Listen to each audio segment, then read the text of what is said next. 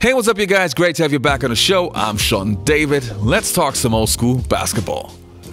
Making it to the NBA already is a huge accomplishment. I mean, there are millions of basketball players around the world, so if you are one of the guys that make it to the NBA, you should be really proud of yourself. But of course, there are also some players that are remembered for the wrong reasons, maybe even some embarrassing plays.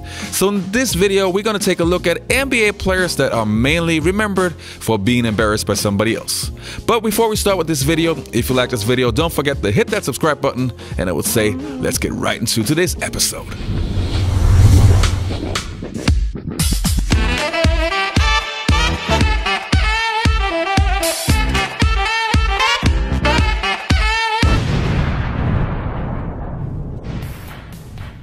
Now the first player that I want to talk about is Chris Dudley, an NBA vet who played in the NBA from 1987 until 2003. At the 1987 NBA draft, he was selected in the 4th round, and even though he was never considered to be an elite player, he definitely was a great rebounder and a great shot blocker.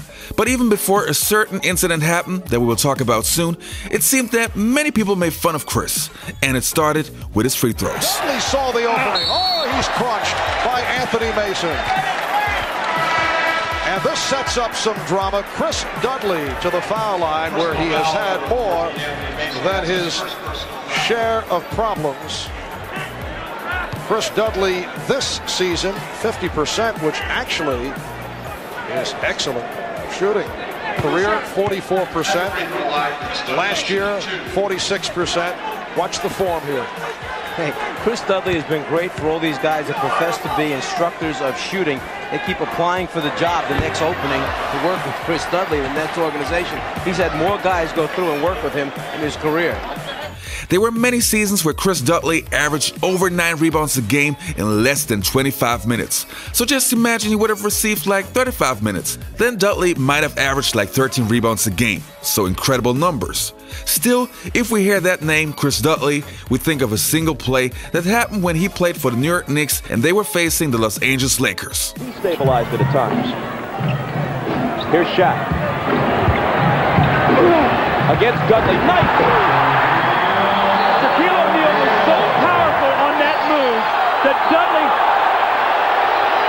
Dudley could not even foul, and he just got overpowered by Shaquille O'Neal. Chris Dudley is not a small man unless you compare him to Shaquille O'Neal.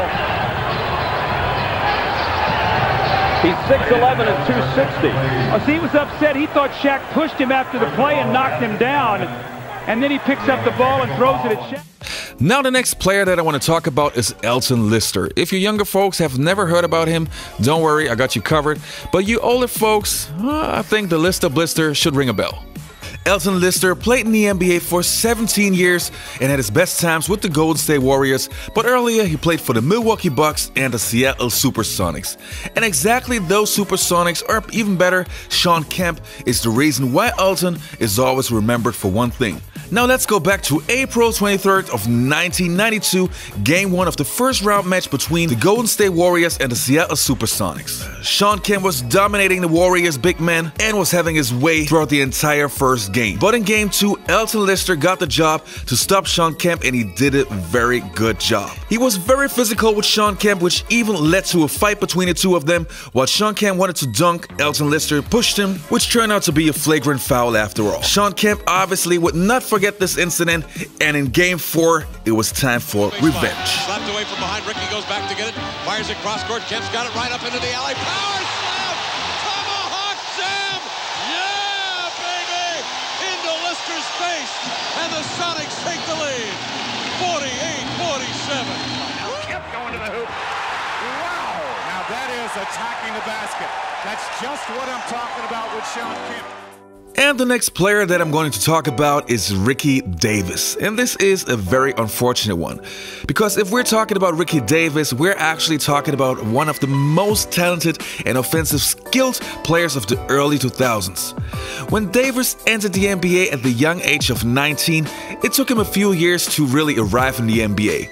But at the age of 23, he was averaging 20 points, 5.5 assists and 5 rebounds a game. The downside with Ricky Davis was it always seemed that he was more playing for himself than for his team. And this kind of mentality and attitude was really shown at one single play, which he is now remembered The ball for. will go back to the Cavaliers. New Skin Enterprises are proud sponsors of the Utah Jazz Dancers since 1992. They're committed to helping you look, feel, and live better. Find out more at newskinenterprises.com. Back for it to Sean. I missed the play. Was that a rebound for Ricky? I was looking. He tried to get himself a rebound. He needed a rebound for a triple-double. Well, they lobbed it inside. He goes in, hit it off the rim and grabbed it. Yeah. And Deshaun Stevenson takes offense to that, puts the hard foul on him. They don't give him a rebound here or a credit for that play.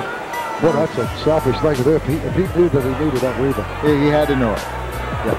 He had to know it. Now the next player that I want to talk about is Shawn Bradley. I actually covered him in a recent video, actually dedicated an entire video about him, discussing why I feel that he has a bad rep and he didn't really deserve it.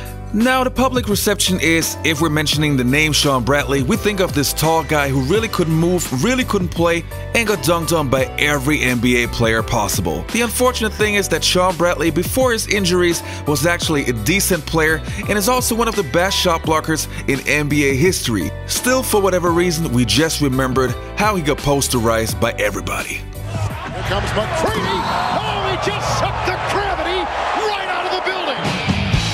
My first thing was to just go up and try to get contact, draw a foul on him. But another part of me just told me to go up and dunk on him. This guy is 7'7", 7'6", 7'7", whatever he is, and just make a post out of him. You know, this possibly be his last year in the league, so you know, send him a going away present.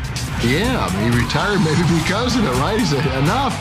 You know, I can only be the Mount Everest of all these great jumpers here for so long. What was really crazy about that dunk is, like, when you do something, if you're the opponent and, you know, the home team, if you do something spectacular, they never show it on the Jumbotron. They never show the replay or anything. They actually show the replay on the big screen. They just sucked the gravity right out of the building.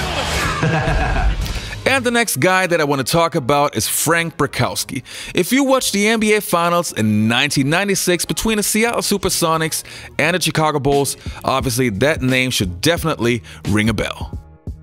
The Seattle Supersonics of the 1996 NBA season were incredible. They won 62 games during the regular season and had a legitimate chance of making it to the NBA Finals. That's why they added NBA veteran Frank Bukowski, who was 36 years at the time and who was supposed to help the team with his experience. The Sonics made it to the Finals, and it was Bukowski's job to keep Dennis Rodman under control. But it went totally the other way. Dennis Rodman literally destroyed Frank Bukowski, took him completely out of the game, which really didn't help the Seattle Supersonics. The unfortunate thing is Frank Bukowski was a decent NBA player before then, even at seasons, averaging about 16 points. But if you hear that name, especially as a 90s fan, you just think of that situation. A night which saw Dennis Rodman get the better of this exchange with Frank Bukowski. If Bukowski's intention was to rile the Rodman, that strategy backfired. As a result of the elbow, Bukowski was hit with a flagrant foul. He gave Rodman a mouthful. Eventually, he'd continue arguing with both Rodman and Jack Haley, who Bukowski referred to as Rodman's babysitter. Referee Joey Crawford had heard enough at that point. He gave Bukowski a second technical, thereby tossing the brick. Now you have Dennis Rodman, who laughs at the NBA referees, who laughs at the NBA authority. That elbow that Frank Bukowski was a flop. Rodman flopped it into a flagrant foul. And then you get two technicals on top of it. I think the call had a big impact on the game. Double technical on Frank Bukowski. Apparently Joe Crawford feels that the intent of Bukowski was to instigate something against Rodman. Bukowski now walking in the direction of a couple of balls, and he's joined by a security man and is ushered back to the locker room. And he got a couple of parting shots to referee Joe Crawford, and then one final parting shot to, I'm sure, Jack Haley sitting on the bench. Alright you guys, thanks for watching. I hope you enjoyed this episode. If you like this channel, do me a favor, subscribe to it, and I hope to see you next time. Peace. I'm out.